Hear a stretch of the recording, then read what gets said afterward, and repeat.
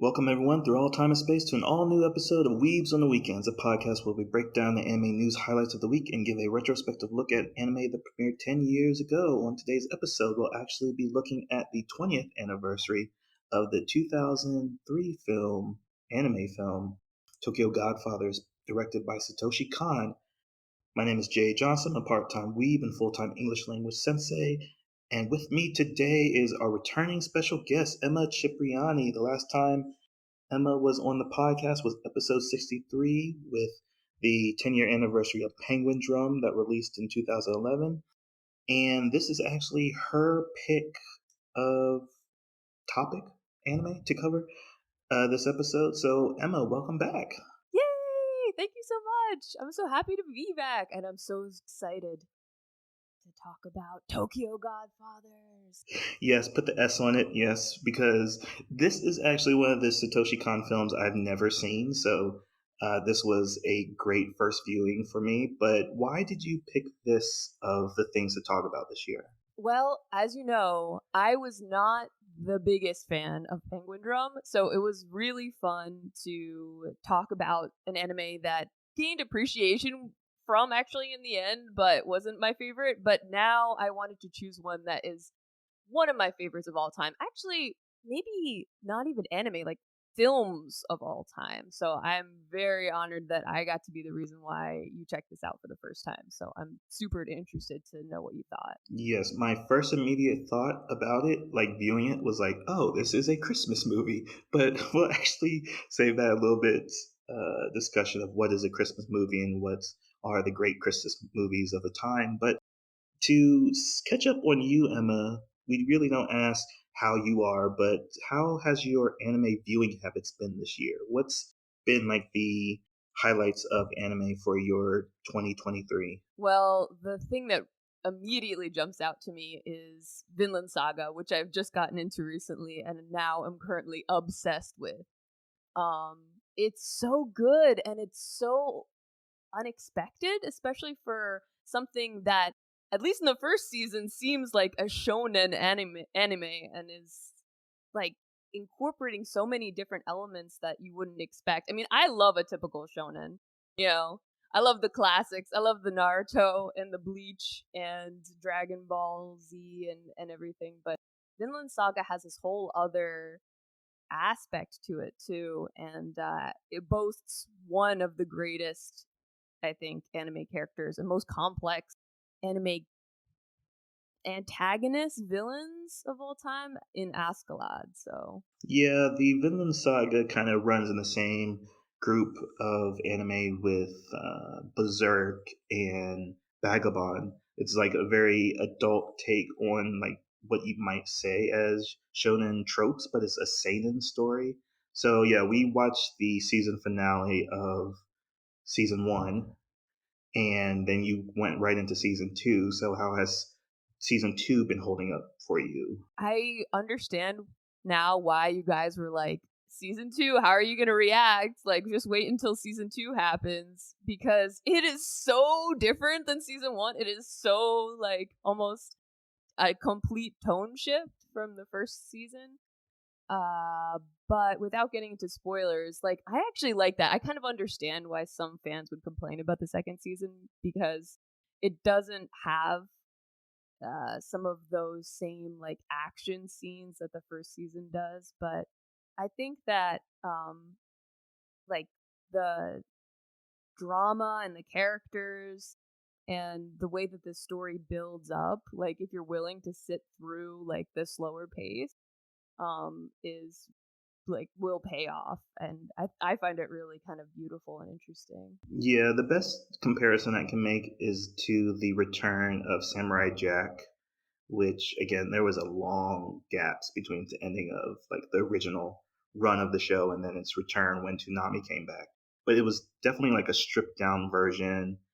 Jack was a whole different character and people weren't like into it is because like this wasn't the character I remember. This wasn't the character that we were left with. And even if you want to extend that to like Luke Skywalker and the recent trilogy of Star Wars movies. But yeah, it's just Vinland Saga season two is just stripped down to the bare bones of Thorfinn's character and seeing how he's kind of just in this devastated state and kind of resetting who he is from this Batman vengeance is my life kind of character, or I mean even more like maybe Damian Wayne when that character gets introduced. He's just a murder machine or a vengeance seeker, and then this is like, oh, I wasn't fulfilled with vengeance and I've kind of strayed from what my father taught me. How do I get back? Or I'm kind of aimless or I'm lost in that sauce. So, but before we get too deep into a different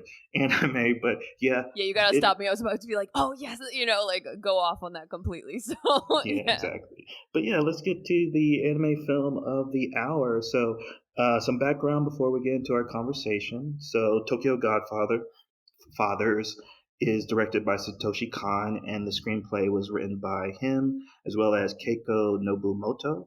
And that name is familiar because that was the creator of, or sorry, she's the creator of Wolf's Rain. So it kind of has this that dark undertone to Tokyo Godfathers. Probably Oh, comes that's so from cool. I her didn't know that. touch, right? Yeah, and with any Satoshi Kon production is done by Steel Madhouse. It was released on November 8th, 2003. So we're coming up on the actual 20th anniversary with a runtime of 92 minutes, which is very breezy for the subject matters that they go into over the film's runtime. But the synopsis covers this that a middle aged alcoholic Jin, teenager runaway Miyuki, and former drag queen Hana are basically a makeshift family of homeless people surviving the streets of Tokyo, and the story takes place on Christmas Eve. While they are like rummaging through the trash, they find a abandoned newborn, and the three set out to search for the baby's mothers and return it to. All right, so where shall we start with this? Let's start with, since this was my, now that I have seen all the other Satoshi Kon films, and this was kind of the last of his filmography for me to complete the collection of his. Where would you say that this ranks, since you are more familiar with this? Where does this rank among his other films for you? I am a little bit biased that because this is one of my favorite films of all time, but I would rank this pretty high in terms of his other films. Like, I think that this is actually a really underrated film of his. A lot of the critical acclaim goes to like Perfect Blue and Agent and Paprika, like some of the more cerebral things and the kind of psychological, not sometimes thrillers, but just like psychological dives that Satoshi Kon does. But in my opinion, this film is actually a perfect representation of a Satoshi Kon movie because I think even though can be I think it's underrated often because it's seen as like a simpler movie. It's like a feel good Christmas movie, while his others are, like dark dives into the human psyche.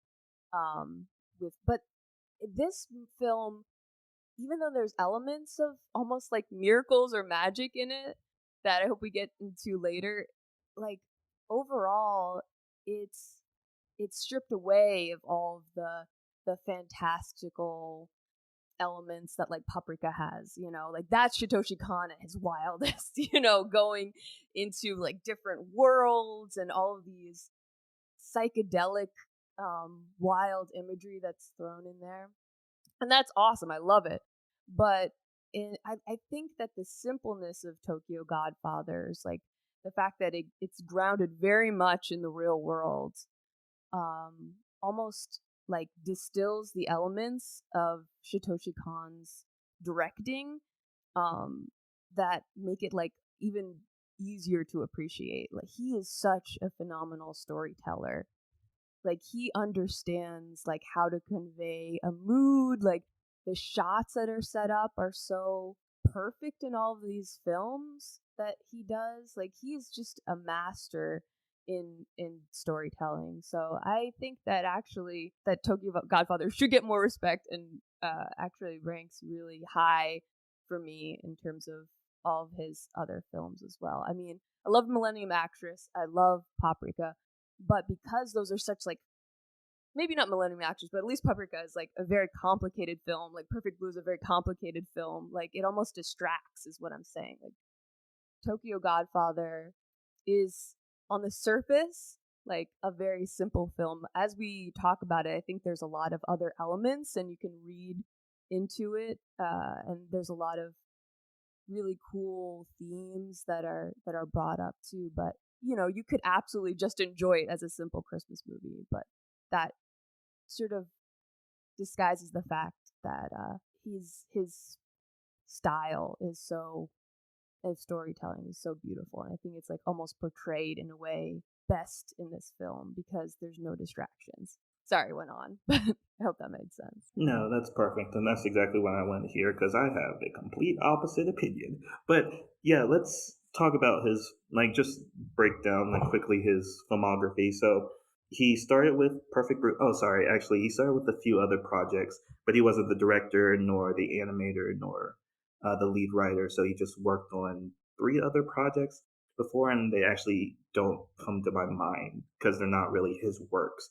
But the Satoshi Kon works, what he became renowned for, started in 1997 with Perfect Blue, which, in the Western world, we know that was the inspiration behind Black Swan. 2001 came out with Millennium Actress, which is, I think, the other lesser known Satoshi Kon work because the other ones would be Paprika in 2006, Paranoia Agent in 2004. And again, Paranoia Agent was the one that introduced me to Satoshi Kon and is still probably in my top 20 anime of all time. Is That's really really up good. there. Is really up there.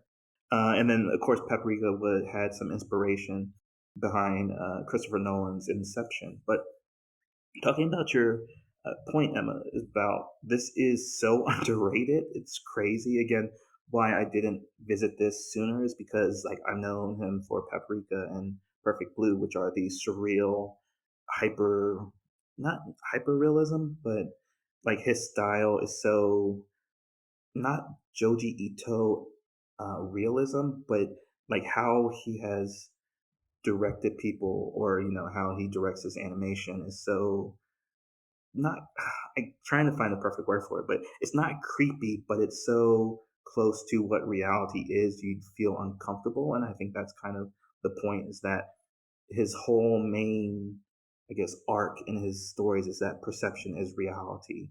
And that however reality is your perception of it. And when your perception changes between someone altering it, drug use, not sleeping well, or depression hits, whatever affects your perception or your mind, your world, the universe changes according to that. So when I went into Tokyo Godfather, I was like, I wonder how that's going to get incorporated here. And it doesn't.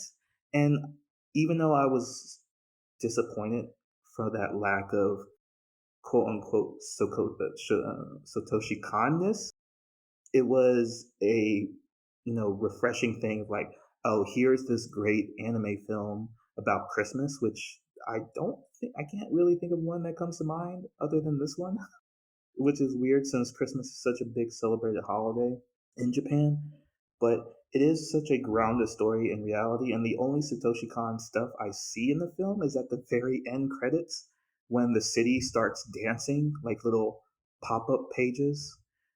That's something I caught on the second viewing of the film. It's like, oh yeah, you can skip the credits. They're in Japanese kanji or hiragana. And I was like, okay, gonna skip the ending. And then this time I was like, okay, I'm gonna watch it all the way through to see more of the Christmas music and how those kind of themes get incorporated throughout the film. And it's like, oh, at the end, the Tokyo Tower, the hospital that they pull out from at the end starts dancing, and through the whole areas that they travel throughout the film, you revisit, but they start dancing. And I'm like, okay, that's the Satoshi Kon that I know. So I'm saying to say that this is probably my least favorite Satoshi Kon, but again, that's such a hard. Oh my god. Even more than Millennium Actress? Yeah, because after I was like, maybe I need to revisit it, but I was like, oh, this feels very much like, oh, what was that Quentin Tarantino? No, Babylon.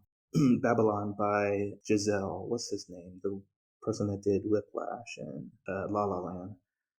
But anyways, yeah, like just yeah. I'm sorry, I'm not going to defend Millennium Mattress because it's the one that I don't really remember. But I was like, it's probably below this one because I think I'm just more interested in the subject matter that Millennium Mattress covers. It's like the film industry and like those social pressures of being a celebrity, which again he kind of perfects in Perfect Blue. But yeah, that's how I feel. Am I completely off base? Well, we might have to fight now.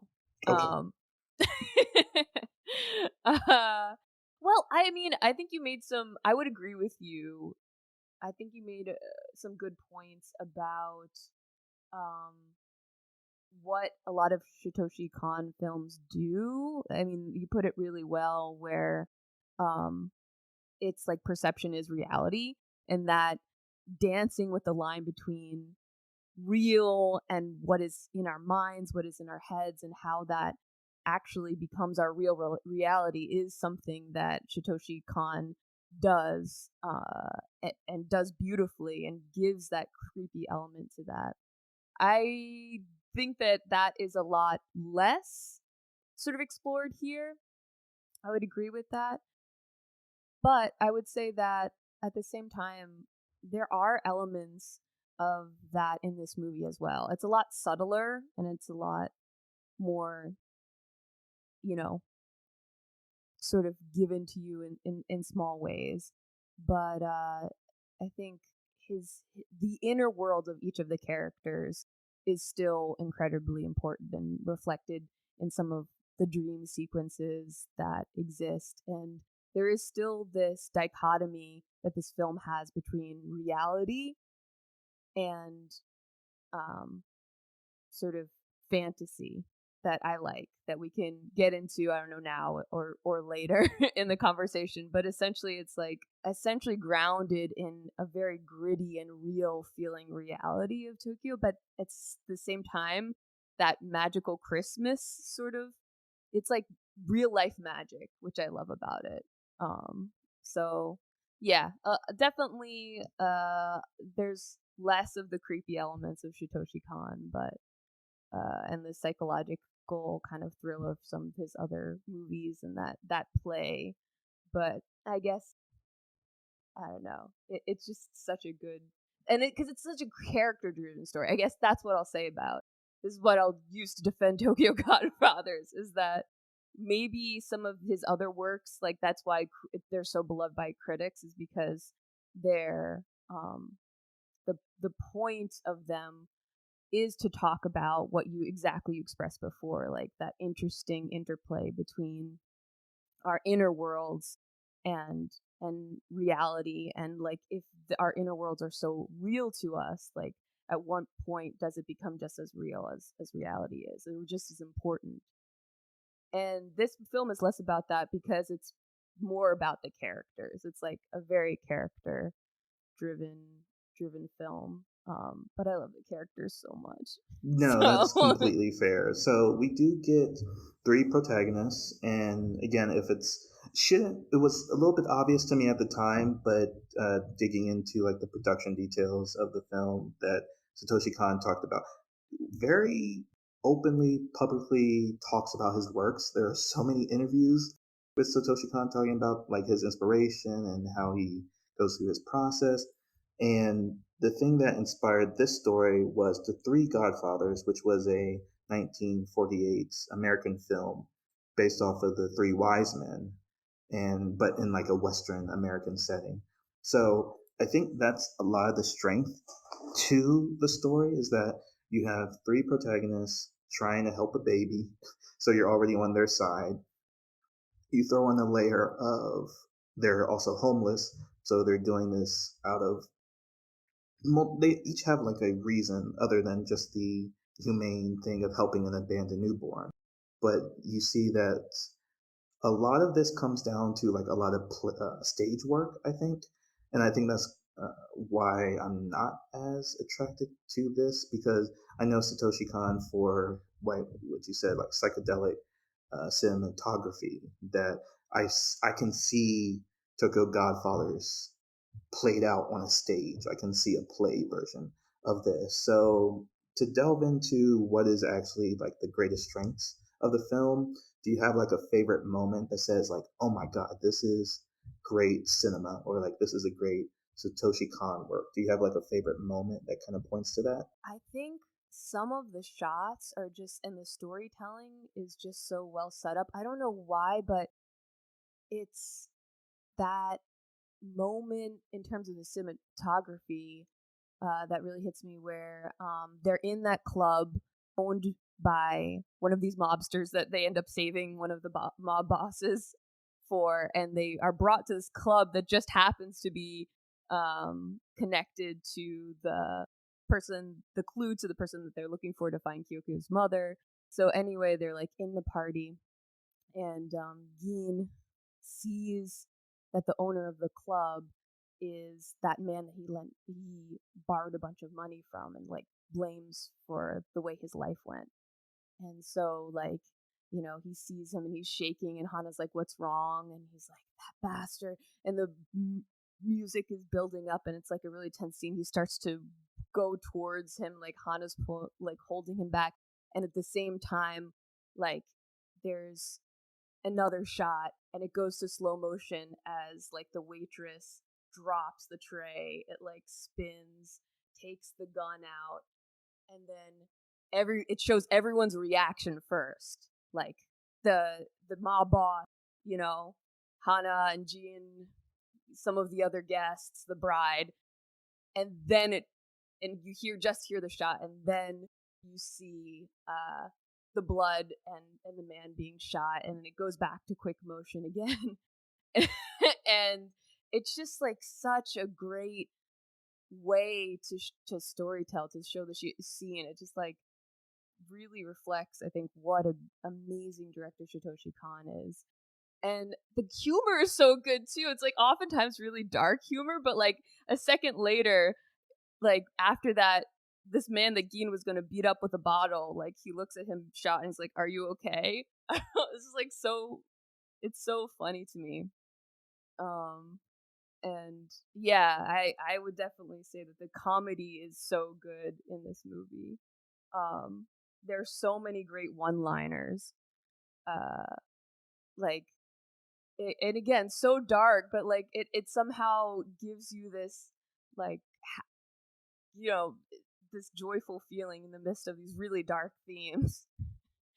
um I don't know, do you remember the scene too when Hana and Miyuki are like walking on the bridge, and Hana's like, "I'm gonna bring the baby back to its mother and father," and Miyuki's like, "That's what I said the whole time." And she's like, "Oh, they must be so worried about them. I've done something I can't take back." And super dramatic about it. She's like, "I should commit suicide. I should jump up onto the ledge." And like just casually in the background, like there's this panning shot of someone who turns out to be Sachiko, but like actually like stepping up to jump. And it's just like it's so funny. um the lines and the comedy is so good in this. I should have asked, is are I think some of these are spoilers. Is there a particular spoiler section? No, no, we're just talking about the film. So, yeah, just to follow up on what you were saying, yeah, there was a moment where I did laugh, and I don't think I meant to laugh, so it kind of caught me off guard. And it does happen frequently. There's like you said, the humor is kind of just cut into the dynamic because it's a family dynamic, and I think that's kind of what really sells a lot of the humor is because you relate to this mother father mother father daughter dynamic, and like the father daughter hate each other, the mom's being the peacekeeper, but she's also the over dramatic one in every scene breaking down. And when you say like she's a former drag queen or a stage performer, you kind of, when you get that flashback, you're like, oh, it makes sense. Is that she's an actress, and overperforming is like kind of her bread and butter. And there's like moments of like just shock and awe. So like the one that really got me was Jin finds the deadbeat husband and like just punches him in the face. And it's like, yeah, like you're trash. get your life together. He's like speaking from his own personal experience, like you still have time to make things better, but I don't afford that same forgiveness to myself. And like what you're saying about all the humor lands in a kind of dark way, it's because it's all grounded in some kind of tragedy or misunderstanding. And the line that really caught me and why I think this film is incredible is because there is a moment where I think it's right before the moment, yeah, they decide, like Hana decides to take the baby back, and like the moment that you just talked about is that Hana says that speaking freely is the lifeblood of love. And that's where all the heart of the film comes down to. And I was like, man, that's such a great line. And that's my great moment from the film. It's like that just her saying that. It's like it connects all the dots to the story. But yeah, it's good. Yeah, no, that's a really good point. And to go with what you had said, like it really is the lifeblood of this film is the characters for sure. Like in such a short amount of time, you said I think that the runtime is what 90 minutes. Um, you know exactly who these characters are. You know their stories. You know their relationships with each other, and you become so invested in them. And yeah, like Gin, like they're all incredibly flawed. Like Gin is a gambler and a liar who lies to gain sympathy about the fact that he abandoned his wife and child. But at the same time, like he genuinely has this connection with Hana and Yuki, and he cares about them, and like you love him even though like he's quick to give up, and he's this incredibly flawed character. But you know he grows over the course of the film. Like you said, he sees in Sachiko's husband his past, the man that he was, and sort of tries to impart this wisdom to this man about not taking the same decisions he did. And then in the other homeless man he sees later in the the trash home with the windmills on top, that's his future. You know, obviously the man even says, "You remind me of me when you were younger," and he dies alone, sadly. With a lot of regrets. So Gin is sort of shown his past and his future, and is able to change, like take these lessons and take some of the things that Hana tells him incredibly harshly, but tells him to grow, and actually really changes by the end of the film, and they all do.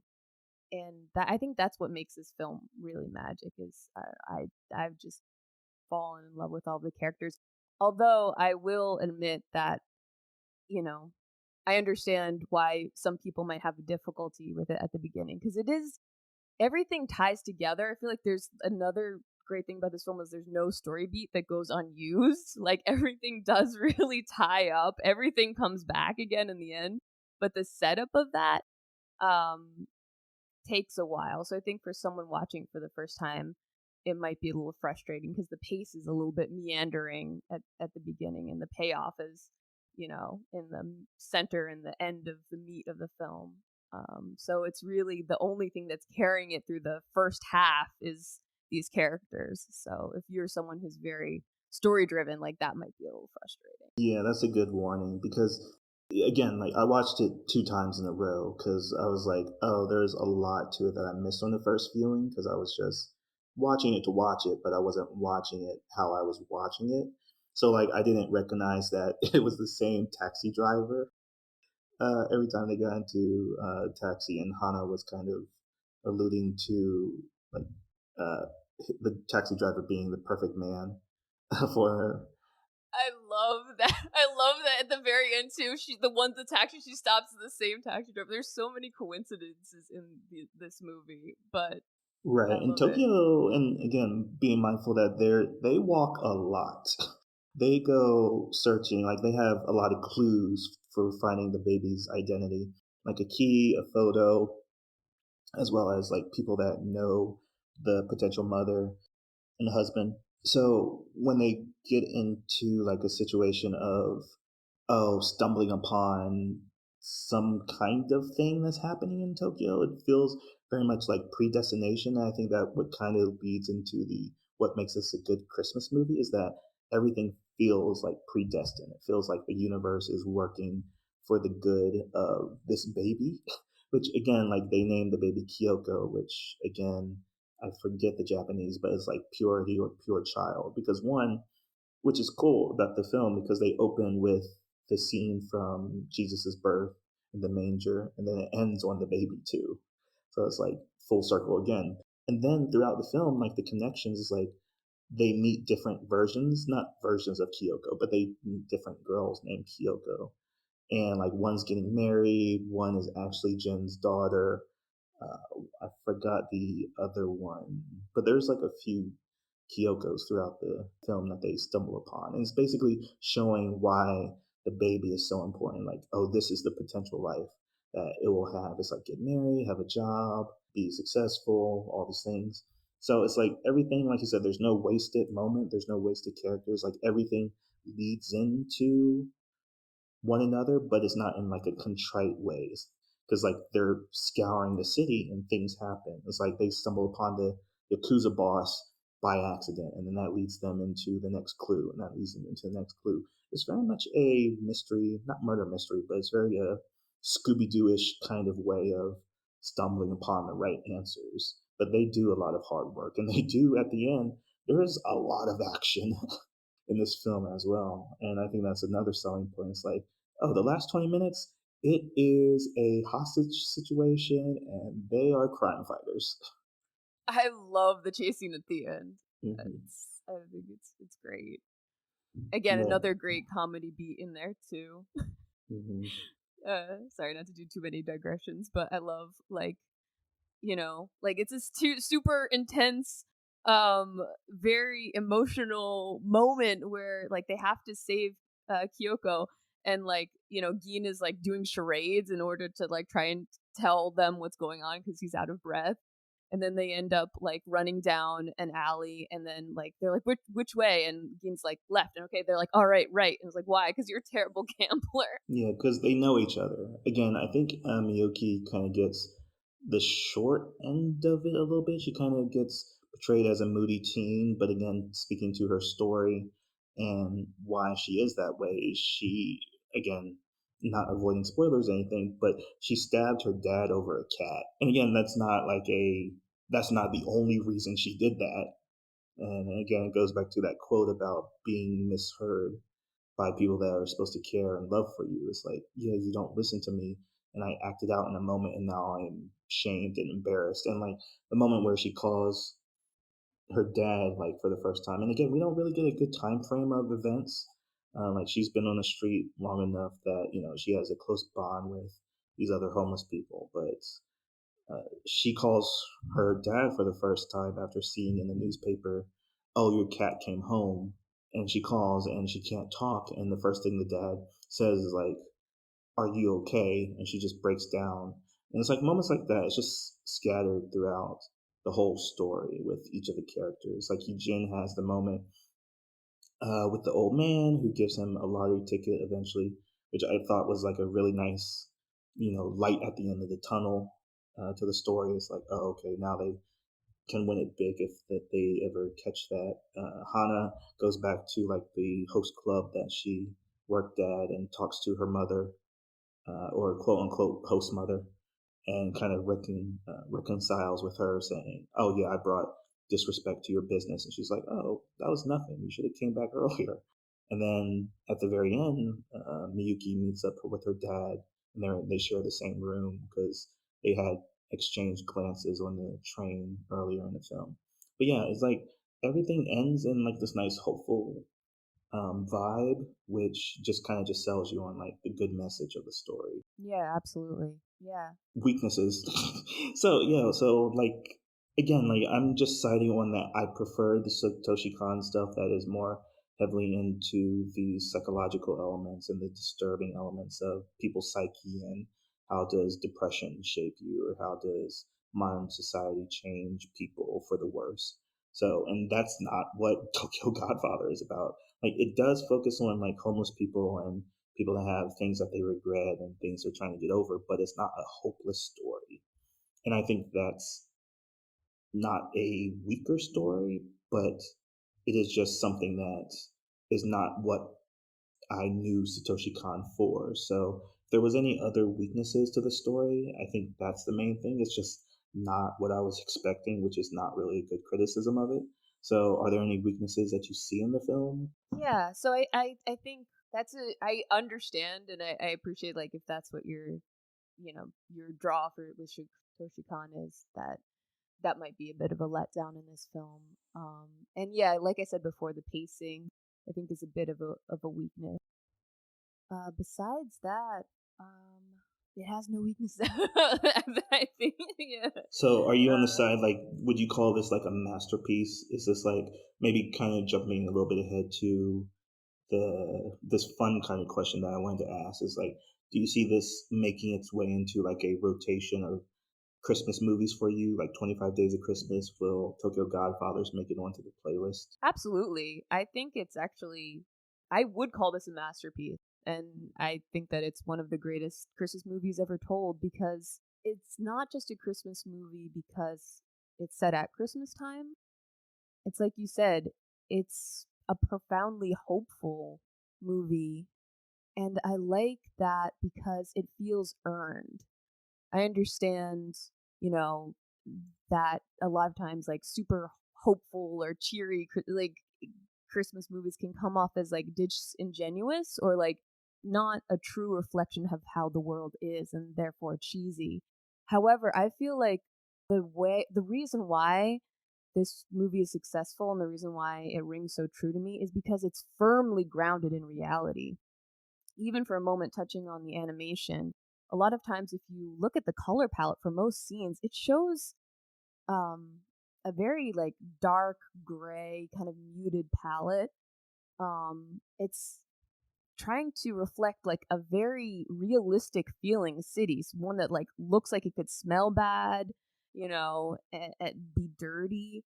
um it's firmly grounded in reality and in tragedy and all the lives of these homeless characters. Like, it really doesn't pull their its punches at all in terms of their lives and the difficult things that happen to them, but also like, the fact that they've made bad choices in some respects and like nothing to deserve the tragedy that they face, but these are flawed characters which make them feel even the more real to us. So just that this film is it feels so real in the characters and the setting and the difficulty that they face, that they show, like that, the magical elements, the coincidences, the fact that like Kyoko is this child that's favored by God, like it feels earned and it feels um happy because they have so much. It like especially like refreshing because they have so much that they're up against, and I think it's important, like the spirit of Christmas movies, the spirit of Christmas in general is that hopefulness, that feeling that um even though the world can suck in so many ways and it can be this place that seems so overwhelming and so dark at these times, that there is like there are that miracles are possible. Like all the miracle there are a bunch of miracles in the movie, but I love that they're not like giant fantastical miracles. They're real miracles. They're miracles of this world.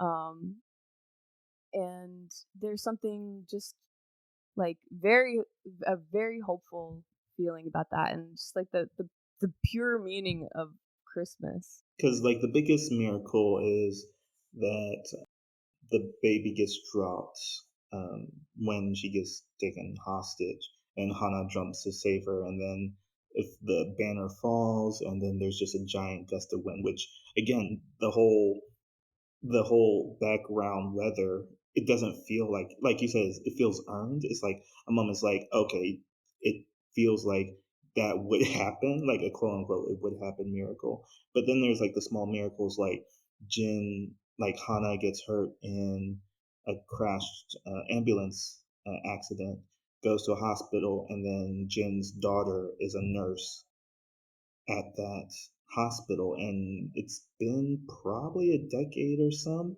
because like she's been through nursing school and she's getting married, or she's engaged. Yeah, engaged to get married. And that money that he was saving for her, he actually like they're crying because he has to pay that money in order to pay for Hana's hospital bills, like the last like 30,000 yen or something that he had saved up for his daughter, but he ends up giving it to his daughter anyway. She's the nurse there. Right. Yeah. So like the small miracles are just the quote unquote coincidences of just the long chain of events that have to happen for that baby to find its parents again, and that's what makes it a great Christmas story. Again, trying to wrap back to the question, it's like, yeah, anything can happen because it's Christmas, but yeah, it's like miracles can happen. It's like that hopeful message, and that like even the kind of three stooges kind of feel to the group sometimes.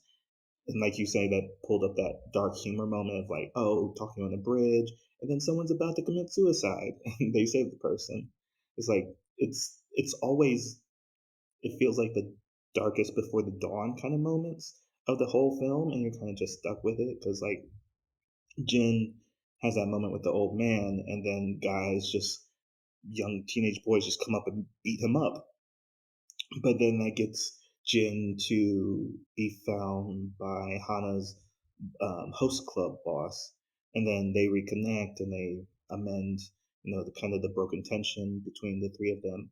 So yeah, like everything just flows together, but it's like this message of there's always redemption for people. And I'm glad you said like at the beginning or a couple of minutes ago is that they feel like they changed, and I actually don't think they changed that much. I think they just confront what got them into their current predicaments or the current misunderstandings of things, that they were always these people. It's just that they finally confronted the thing that was an obstacle in their way. It's like they didn't gain anything from the story. It's just that it took time and Kyoko coming into their lives to face that tragedy in their lives and like say, oh, okay, it's time for me to stand up to what happened to me.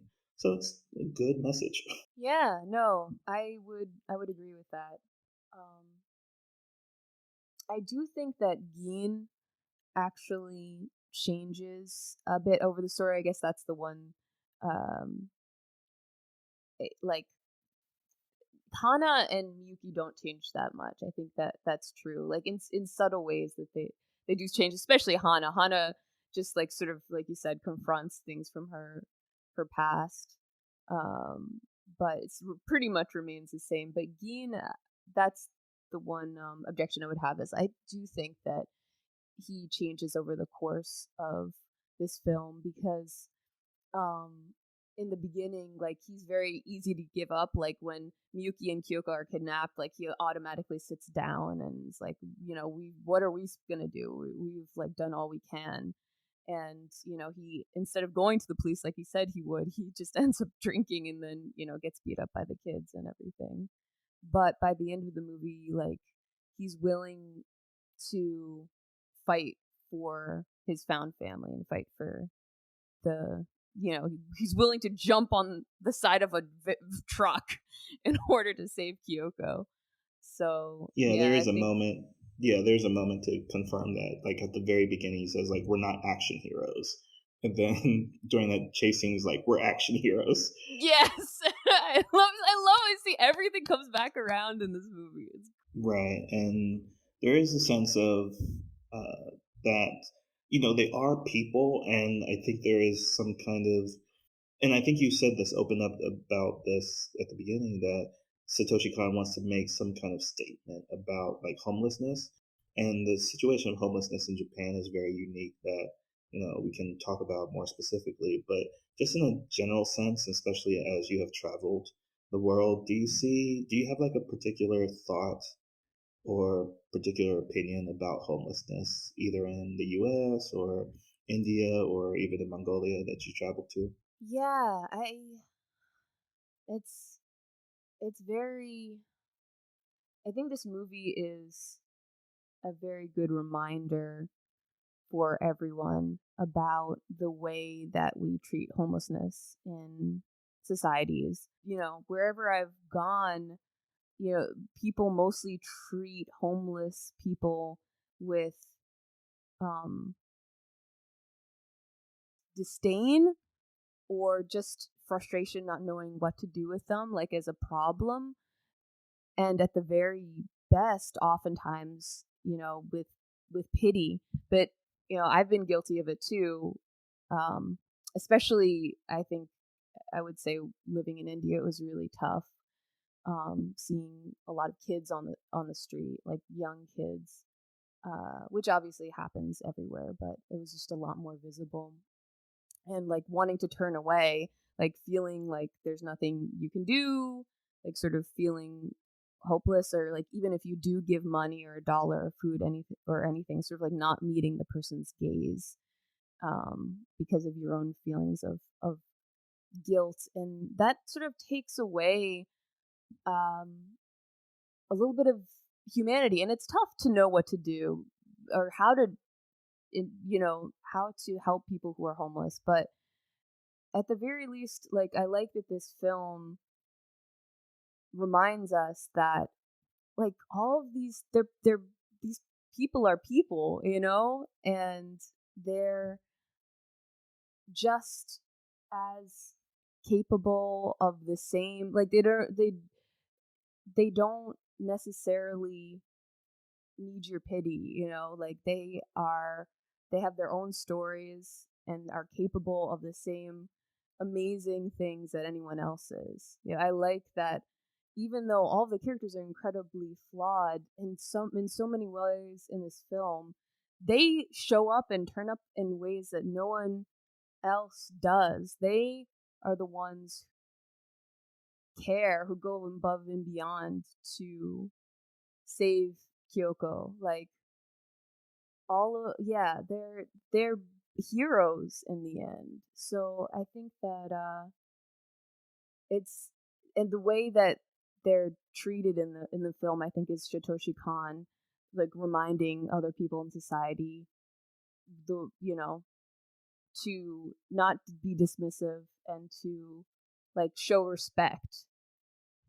Even if someone's begging, like show the respect to people who are homeless, because like showing the way that they're treated by other people in the movie, either, you know, on the train, everyone's like giving them the side eye and putting their hands over their faces, or they get beat up by those teenagers. It's so disgusting that anyone would actually do that.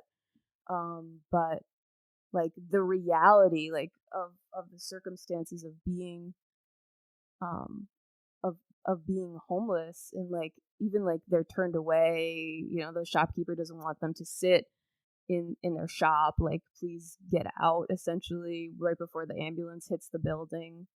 um anyway, so I feel like I'm meandering a bit, but uh yeah, I think it's like a really good reminder of like showing these amazing people that these Tokyo Godfathers are, like reminding people, the homeless people that you interact with, like they have lives, they have stories. Maybe like maybe, even if you're interacting with a homeless person, just give a dollar, like actually meet their eyes. And this is a reminder for myself, because I think in in watching this movie, like I realize this the same ways that I kind of am avoidant sometimes of people, and it's like a weird fear of your own guilt or something. So it's like, yeah, meet someone's eyes, like if you get the chance, like ask them their story. So anyway. No, that's what I wanted to get at, because it does seem like he's making a statement about homelessness, but he's not making it the like central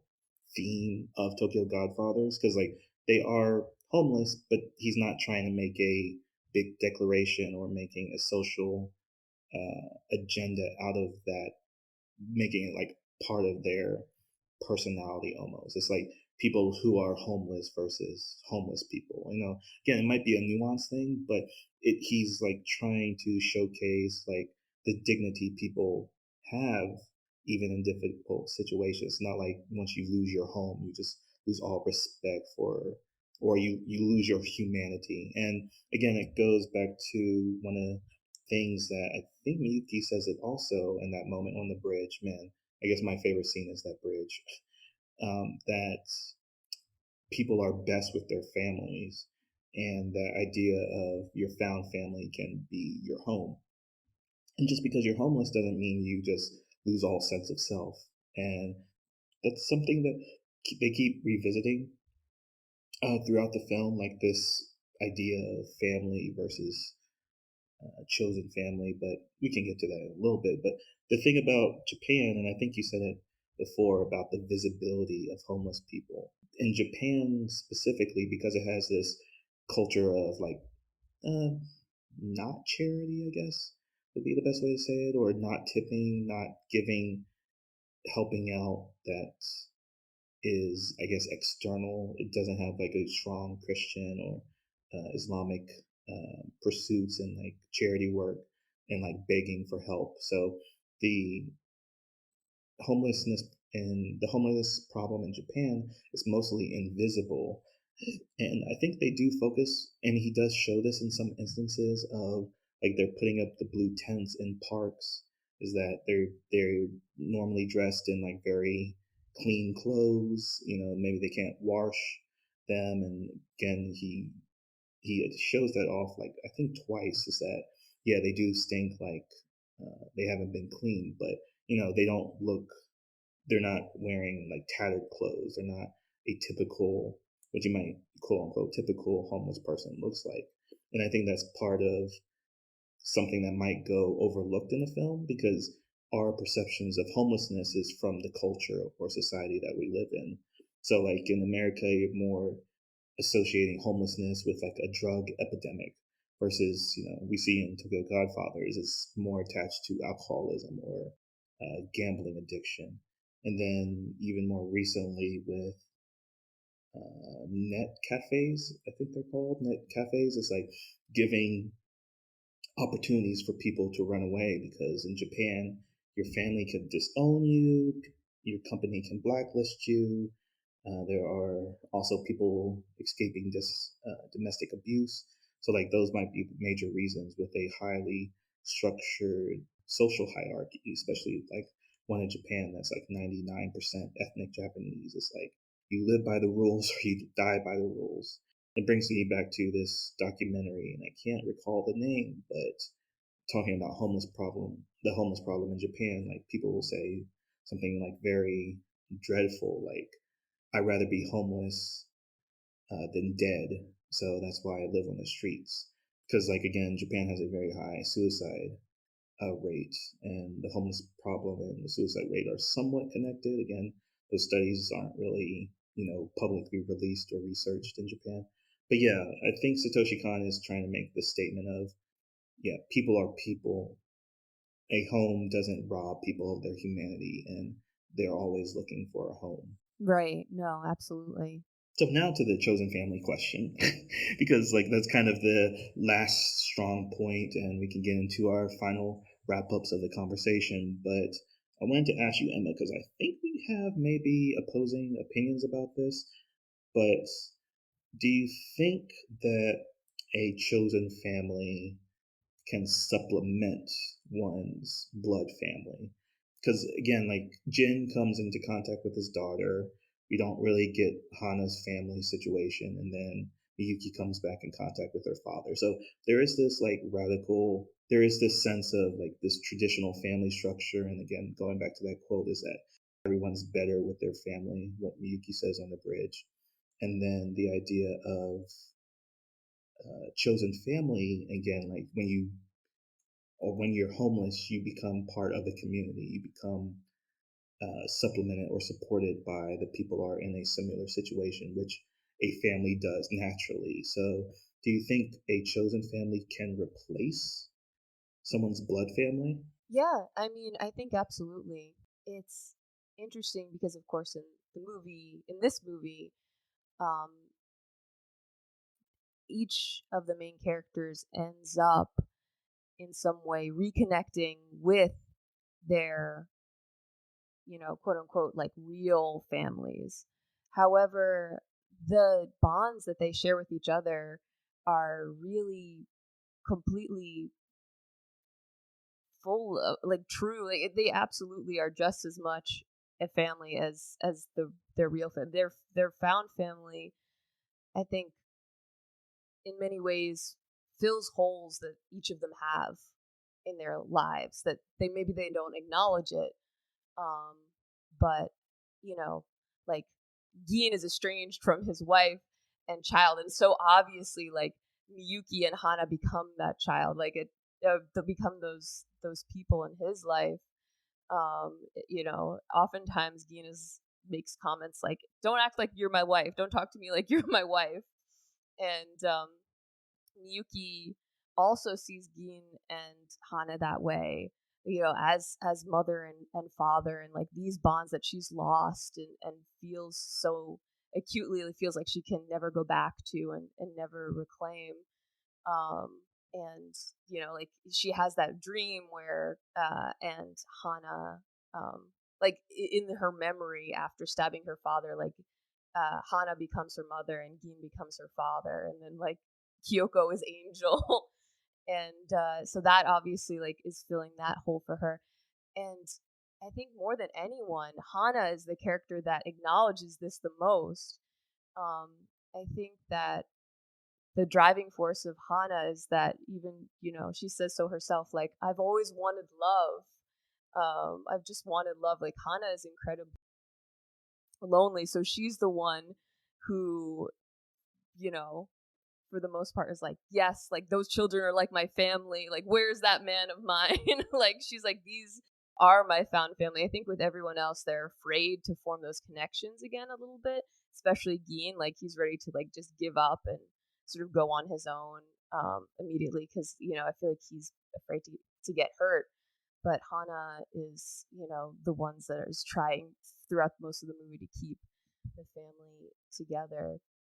So yeah, this they absolutely are a found family, and found families.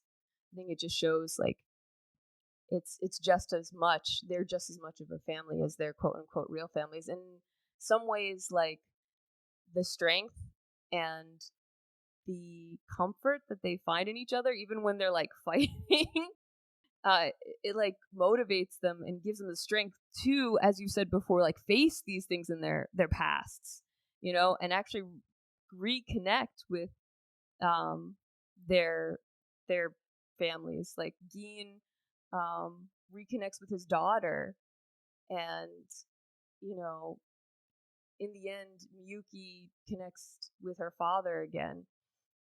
And I feel like without the strength of the bonds of their found family, they wouldn't have been able to do that in the end. So each of them, comes to their terms with their pasts and their relationships with their real families through the strength and the ways that their found family emboldens them. No, yeah, that's completely fair, and I completely agree with that point because it's very interesting that this came out in 2003, and definitely could not a reboot or a remake, but this is a topic that probably is more resonant now because we are in a world that's, if you want to call it the effect of social media or just what has changed about family dynamics or people's social circles, that it feels like there's a lot of more division or fragments to the world, and it's like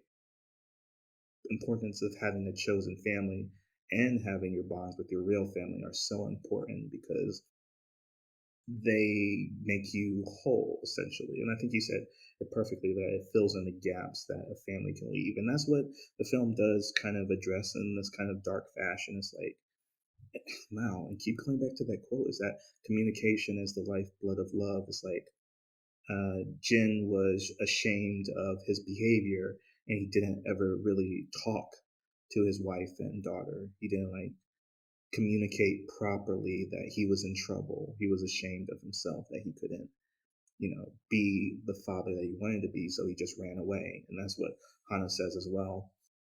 In Hana's story about communication, I don't know if that really connects because, or it's just like her story is just a simple misunderstanding of an offense that happened to someone that you cared about, and then Miyuki is the more extreme case of that is that she lashed out in a moment and then regretted that decision as well, and she didn't want to talk to her father in that moment where she breaks down in the phone booth, and even when she sees him on the train, she kind of has a panic attack. She like hyperventilates and opens up the window and jumps out of the train when it gets stuck on the rail lines. So communication is key to family, and that's what kind of sells a chosen family. Like you welcome people into your life because you have chosen them, but that you have open means of communication, that you freely love and can freely talk and freely express yourself to them, and they're interesting people. So that's why it kind of feels like a play to me, that it didn't need to be like a cinematic film, even though Satoshi Kon puts his touch on it for like the dramatic moments and all that. But I can see like, oh, me in a theater just watching play actors bring the story to life because it's all character focused, like you said at the beginning. So those are the strengths. I think before we wrap up about the question of would you recommend, it feels like a recommend from both of us. But some other small touches to the movie that I really enjoyed was that Hana did like haiku. What's the poetry? Haiku. You're such a weeb. Yeah, Exactly. yeah. Throughout like moments of kind, it feels like those were like breaks in the stories. Like they kind of like completed part of their mission. So she like said, mission accomplished, and like had a little poem about the moment. So I really enjoyed that. The other bits were like having the different interactions with different versions of Kyoko, or seeing Kyoko throughout the film. The dream sequence when like the angel, the cat, turned into the baby because the cat has like wings like an angel, and then the baby turned into an angel. Again, putting that parallel between baby Christ, Christ baby, baby Christ, and also I also yeah, and I also enjoyed like all the Christmas music that played out throughout the film. It's like it keeps you grounded in the real world because it happens over a few days, the course of events of the story, but like it happens on Christmas Eve. Christmas comes, which I don't really think they give great pay it. They don't give great notice to, and then it's like a few days later, probably near New Year's, is when the story resolves itself. So it's a good Christmas story. But are there any other small details or things that really catch your eye from the film? Yeah. I just want to go back for a second to just briefly touching upon the found family thing again, and like you're talking about the scene in the bridge, and I think that's a really good moment to keep coming back to because it really illustrates both Hana and Yuki's characters really well because um, Hana is the only one who doesn't have a quote unquote real family to go back to.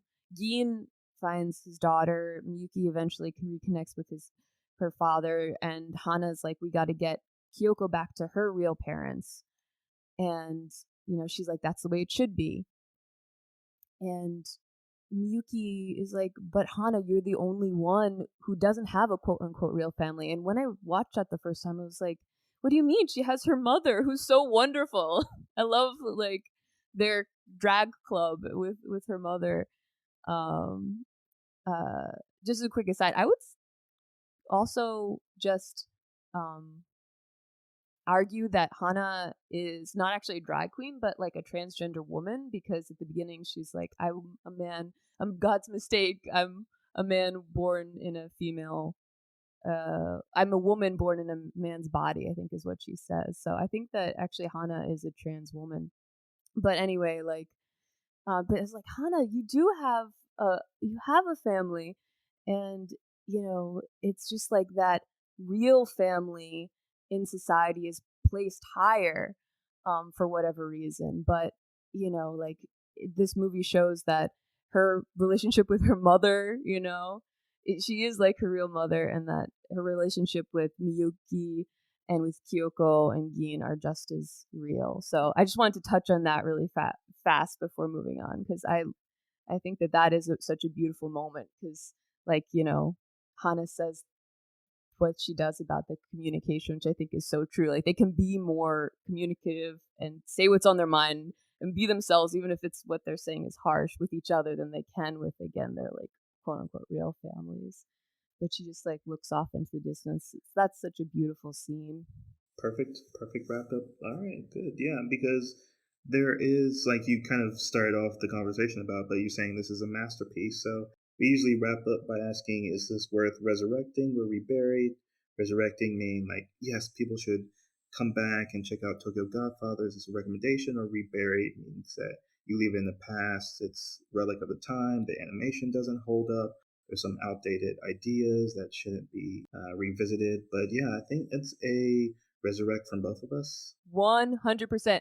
And I forgot before when was defending this as like one of Satoshi Kon's like best movies, at least on par with Perfect Blue. I forgot to defend it on the fact of animation. I feel like that is something that I have to like get back up on my little soapbox for a second, because I would argue that the animation in this film is better than either Perfect Blue or Paprika. I'm just gonna say it.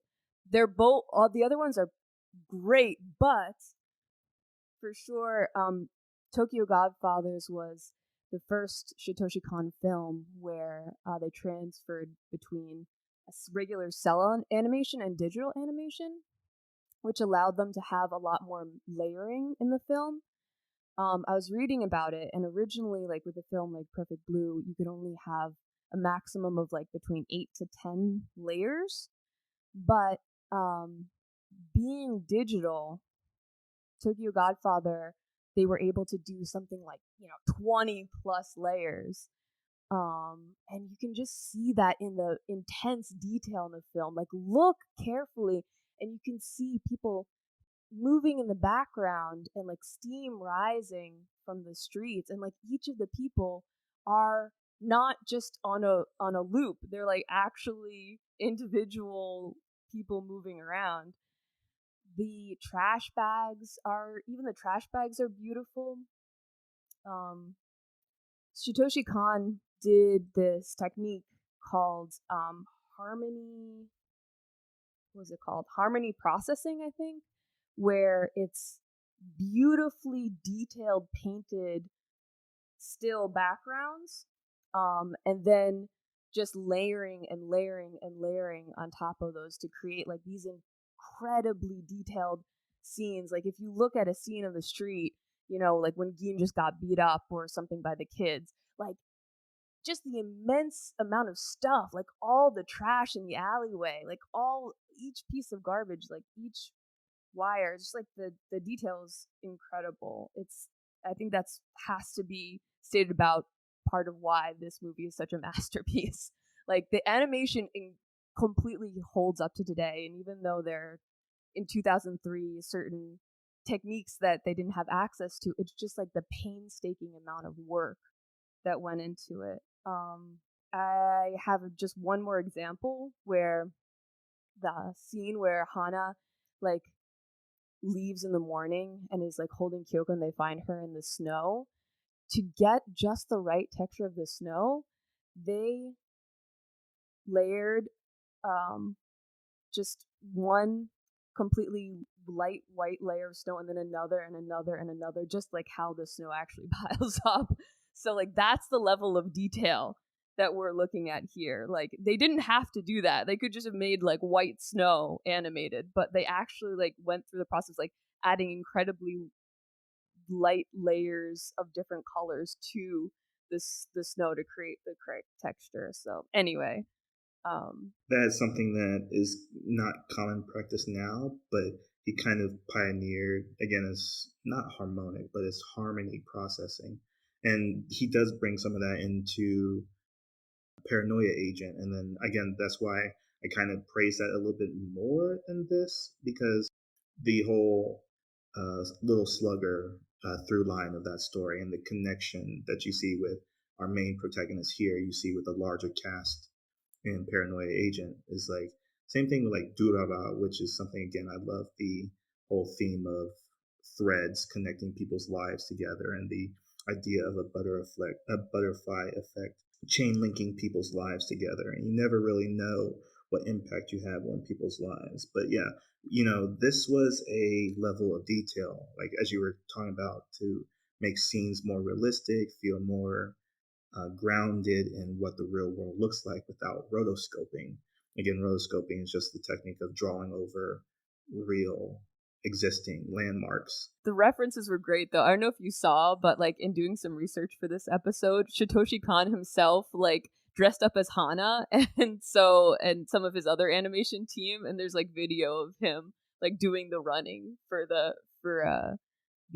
references. So yeah, it's not rotoscoping, but they use a lot of real life references. I don't know, I just want to throw that tidbit in. I thought that was great. No, that's perfect. Yeah, because getting those real details, and again, why I kind of thought this is like the depiction of Tokyo as a character as well, because there's are just scenes with them just walking and passing, famous landmarks. I'm sure if like Japanese people are watching this, it's like, oh, I know that place, or I've been there before, and like attention to detail of, like the temple that they go to with the threads on the rope that they're pulling to prey on, or like you said, the garbage bags when they first find baby Kyoko, or just like the scripts, the kanjis on like discarded newspaper. It just feels like everything was meticulously, animated or placed there, and that just shows that level of detail for like photography, or this level of digital animation is just key to. It's underrated. It's an underrated masterpiece. Okay, I'm on your side of it. Yes, yes, I converted you. Yes. All right, cool. So that is Tokyo Godfather. So he said it was a equal resurrection, and we talked a lot about the themes of it, the characters of it, and why it should be revisited and shouldn't be lost to time. I do want to see probably a Blu-ray release of it. I could only find it in its original publication or this release. So I'm going to have to go looking for this and add it to my collection. But before we sign off, anything that caught your attention while we talked? I just want to sign off because it's such an inspirational movie on an inspirational note. Um go out there and be like the Tokyo Godfathers. I love that this movie shows like you don't have to be perfect.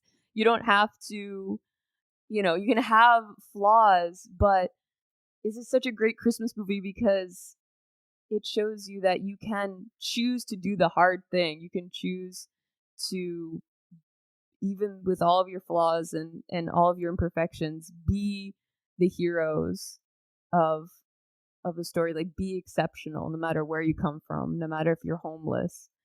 And yeah, no matter if you have a gambling problem, you can be that hero. And I just want to end on that note. I think this movie is a wonderful, heartwarming one, and definitely a good one to see around the holidays. If you liked this episode, please like and subscribe. And until next time, peace.